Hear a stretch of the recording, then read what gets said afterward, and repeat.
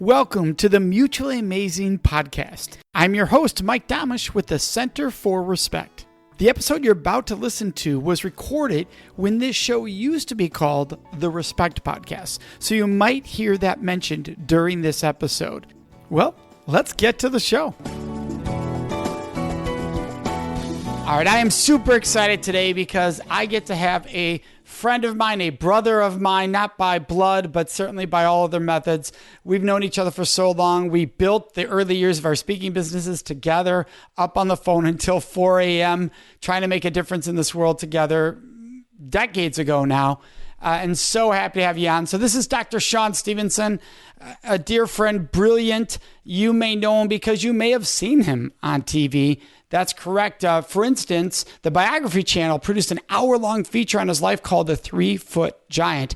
But he's also worked with companies like Nike, Whole Foods, Zappos, Walmart, Sharp Healthcare. He's shared the stage with presidents, billionaires, business moguls, celebrities, and the Dalai Lama. So it's just amazing, Sean's story. Now, Sean, obviously I know your story inside and out, but I'm going to let you tell the brief version of it so it comes from your authentic voice to give it a little background on how you got to where you are today, helping organizations and individuals really develop to where they want to be.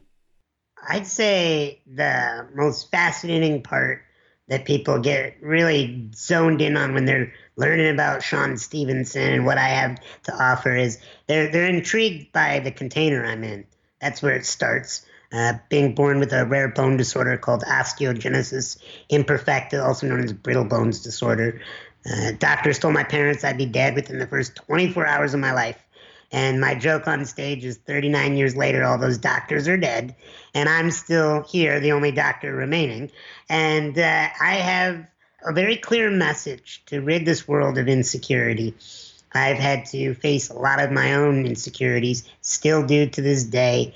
And my mentors over the years have really groomed me. And I'm so grateful that they have pushed on me to look at what can I do with the time that I have to make the biggest splash on this planet while I'm still here, and hopefully create a body of work that outlives me beyond.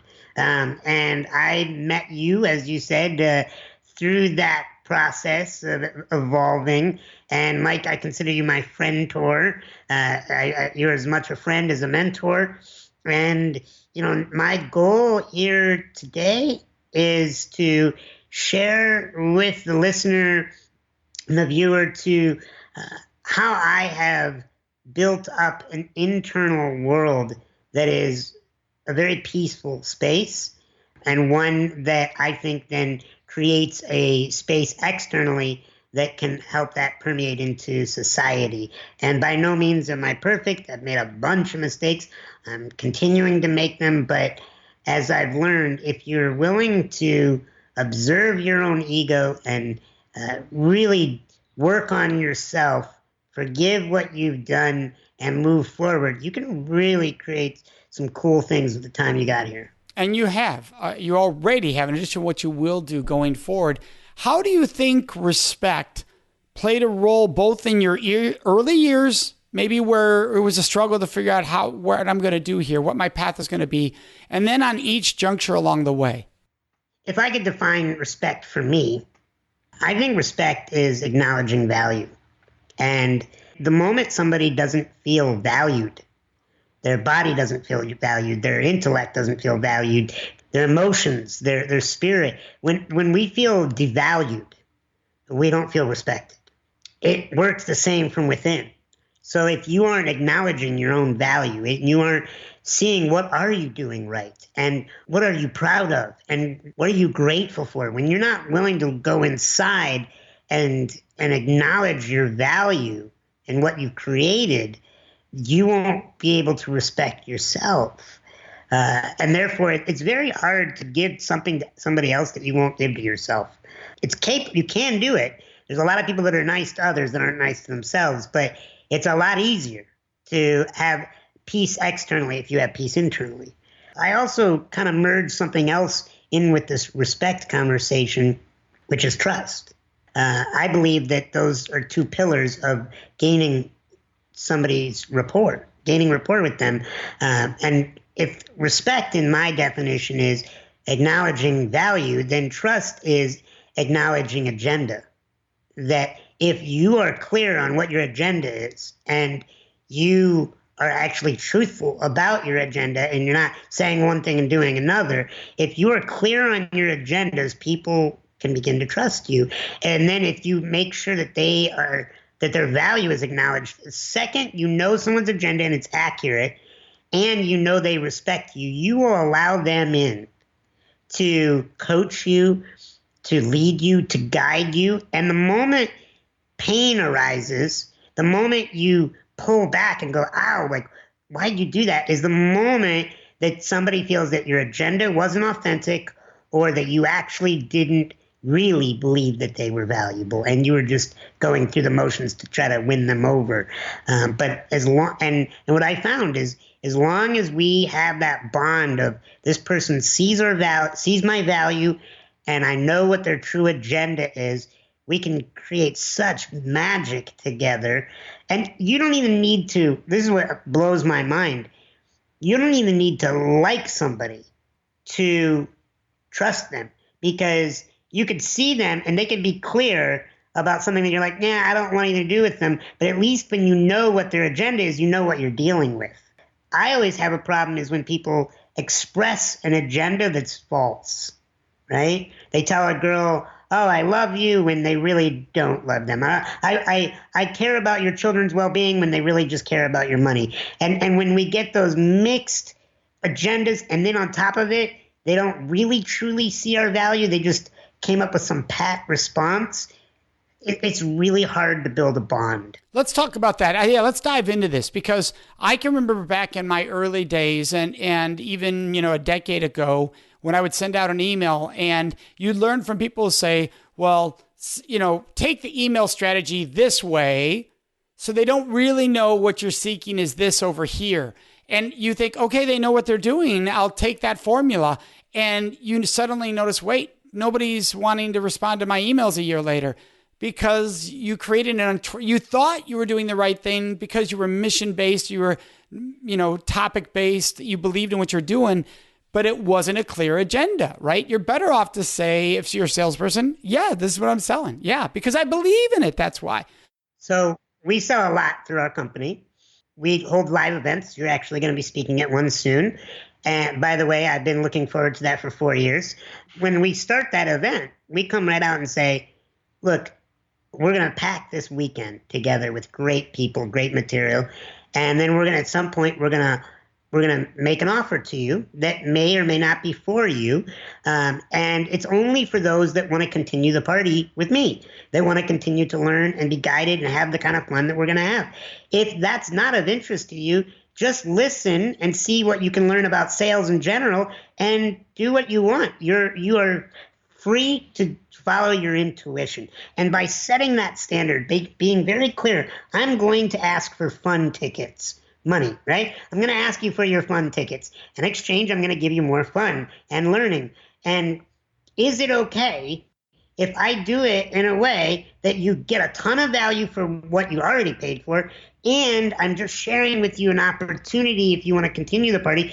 Do I have your permission to make that offer to you? Everybody says yes. Right, exactly, because you're being upfront. But it's amazing how when we're raised in this society, we're taught don't do that. Don't show your cards. We think it's not going to work. Because we think it's not going to work. It's fear. It's also because, let's be clear, Mike, and I know you know this, but the listener needs to know this, and that is human beings can make a lot of impact financially and movement by screwing people over. Right. And so if you are interpreting that, oh, I need to screw people over to make movement and income, that's an incorrect statement, because that's one way. It's not the way I like to roll. It's not the way you like to roll. It's not the way I think your listener would want to roll, right? But when you're naive and you're just getting your start and you see somebody and you see that they're getting financial success or they're getting more exposure, you think, oh, I guess I need to be a jerk, right? And it's not true. There are many ways to get inside a house. You can either put dynamite on the side of the wall, or you can use the key. They'll both get you in. They'll both gain you entrance. One's going to have a far less devastating impact. Yeah, that's a great analogy. I love that. And so we were talking there about the fact of how we go about being upfront and being honest. What do you think is the number one fear people have in that moment? Because the agenda is everything. We have agendas with our family. We have agendas with our work. The word scares people. Yes. Right. They didn't want to say I have an agenda, right? I don't have an agenda. That's the number one defense you'll hear. I don't have an agenda. We all have agendas. What I think they mean is I don't have a negative agenda, right? And so that's why you need to be very clear about the difference between empowering and limiting, draining and recharging agendas. And I think it's very healing. It's very healing to be clear on your agendas. And if I could take it into the realm of romance for a second. On my first date with my wife, I said, I would like to sleep with you someday. And she was like, what? Like, what kind of guy? So I didn't say it in a slick, gross, pushy way. I just said, someday I'd like to sleep with you. And she said she trusted me in that minute. That was the moment she realized, she was like, oh my God, this guy just made it very clear what his agenda was. It didn't mean that I wouldn't be your friend if we weren't going to do that. There was no manipulation. She's like, but that was the moment I knew I could trust you because you told me an actual, authentic agenda. I'd never heard a man confidently say that. I say that same thing when I get into a sales call. I say to somebody, listen, the opportunity I'm going to offer you is going to be 10 times what you're going to pay me. So I do not feel bad whatsoever in the exchange of receiving the energy that you worked hard to gather because I'm going to 10x what you're paying for. So I want you to know I'm going to get really excited by taking your money because I'm exchanging something way greater for you. And they're like, heck yeah, let's do this. No, not everybody says, yes, I'll pay, but everybody says, let's have the dialogue. Right. I just want people to be excited to have the dialogue, whether it's about romance, whether it's about income, whether it's about progress, movement, making an impact. Let's not be afraid to ask for what we want. If they say no, they say no. How do you think that plays? What would be an example you could think of where that plays in family dynamics and putting the agenda out there? Making it very clear the standards that you set for your children as a parenting role. Like I have a very clear vision of you graduating with a great GPA. I have a vision of you working really hard on your mind, your body, and your spirit. And I'm not asking anything from you that I am not doing myself. You're going to see dad will be in the gym. You're going to see that dad works hard at office. You see that dad works on his relationships with your mother. And so I'm not asking anything from you that I'm not willing to go first on, son, daughter, whomever. So being very clear on a vision that you hold, I think that is okay. Having a family mission statement is setting an agenda. I think it's really good to also pull the agenda out of the kid. So what do you want out of this life? What are some of your goals, sweetie? What or even in a marriage, like how can I best support you? So Mindy and I, you were at our wedding, and you know that I married my wife because I couldn't afford her coaching rates, and I wanted her to coach me because she's the wisest, most beautiful person I know. And Mindy's goals are printed out next to my goals because I want to be able to see what's important to her every day. I want her to see what's important to me every day. And I came to her multiple times and said, let me know what matters to you on this life. I need to know what matters. And so I push on people to see what do they want. And so I think when it comes to a family dynamic, making no apologies for having awesome standards. But here's the difference is nobody's going to be perfect. There are going to be so many days you're not going to want to get back up. Yes. And kids can feel, if they don't understand this correctly, they can feel that standard is an expectation of perfecting that. So that is an imperfection of the communication from the parent then. And not an imperfection, but just a lack of clarity. And so that's why it has to be it's the same thing as like, I heard this great mom talking about raising a child, and they said, when a child's learning to walk, funny coming from somebody that doesn't walk, but when a child is learning to walk, you have to encourage them 1,000 or 1,000,000 times if necessary to when they fall and they hit their head, they bump their butt, when they fall back, you pick them back up again, and you're just encouraging them. You got it, good job. And you keep going. And so you are both holding a standard of, you're going to walk. We're going to make this work. But also, everything that you do in the process of learning to walk, I'm going to support you and love you and be proud of you because you're in this process. Okay. And so when the kid's like, but you have this vision for me, say, yeah, but not a day goes by where I'm not going to celebrate you for just being who you are. I love the quote by Byron Katie. There is nothing that you can say or do that can stop me from loving you. Absolutely truthful. Any parent, any loving parent should get that message 100%. And I love that you say to them that, hey, when you tried to walk, I lifted you back up. I supported you. I helped you do that. I'm going to do that with whatever battles or mistakes or failures that you have. And I'm going to celebrate your successes. But I'm also going to be that you're going to fall.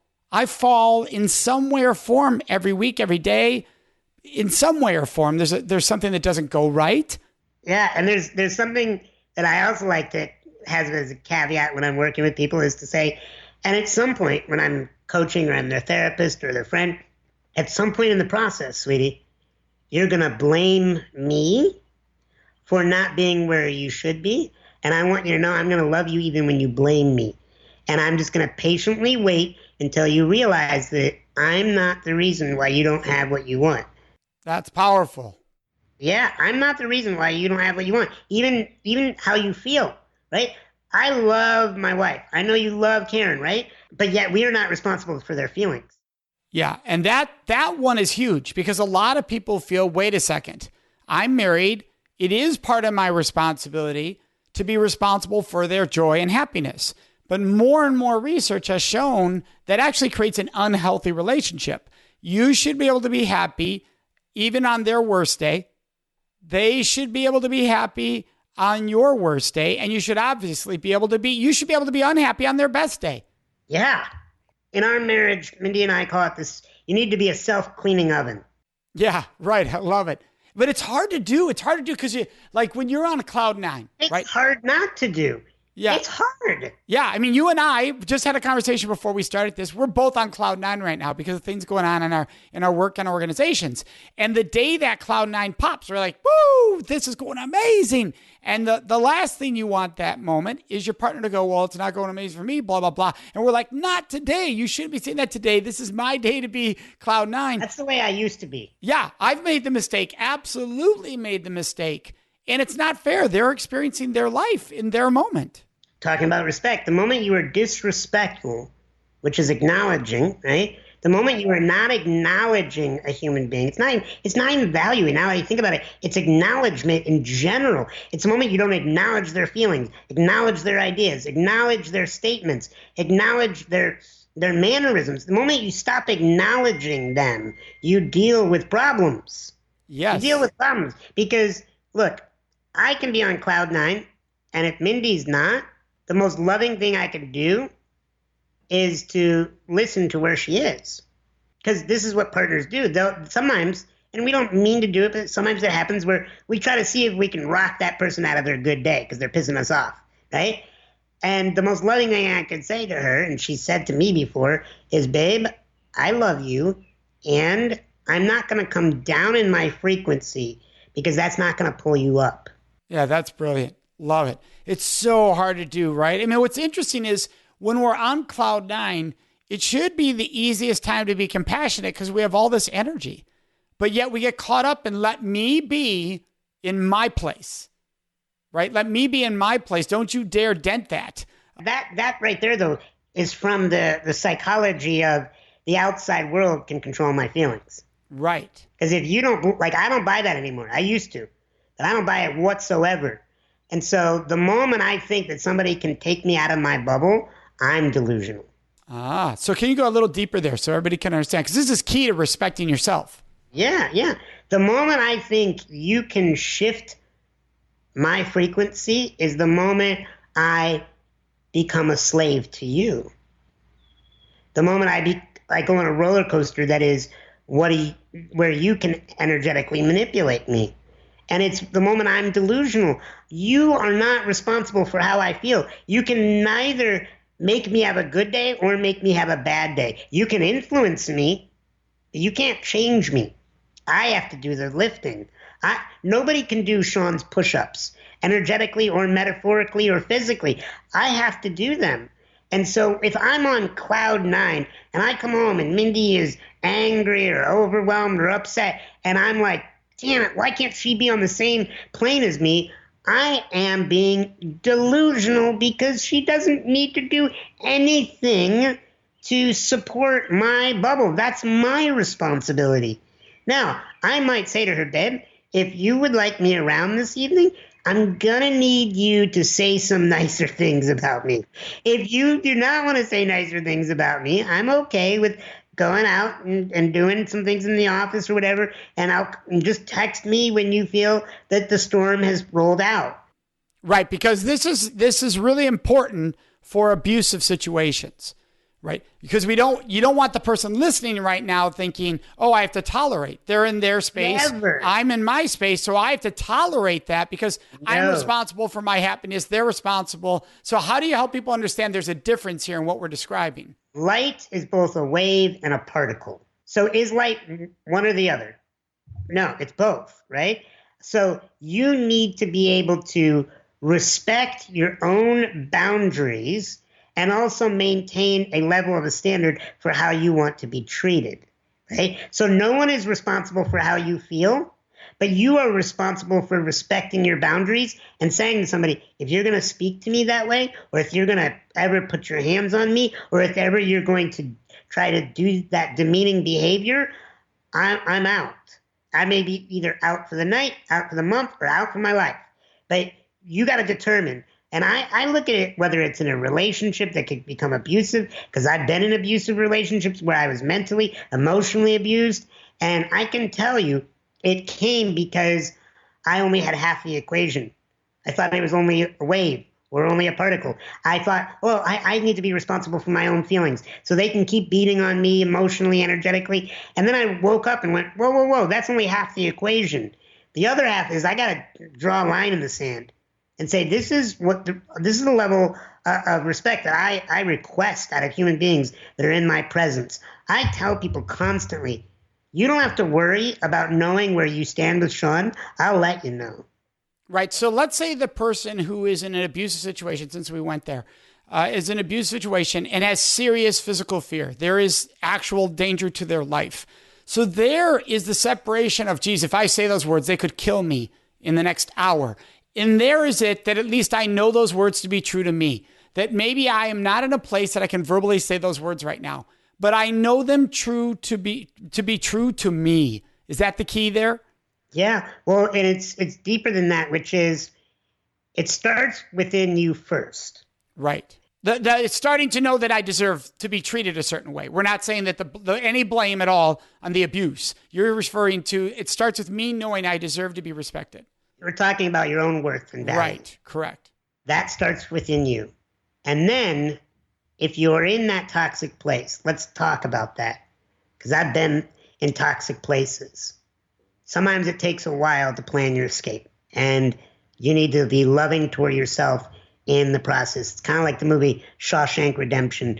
It took him a long time to chip away at that wall and let the little rocks out in the yard. And sometimes that's what people need to do. Now, sometimes it's so dangerous that they got to figure out a way to get out there faster. And neither you nor I are in any of these people's shoes. So we're not saying we have 100% understanding of them.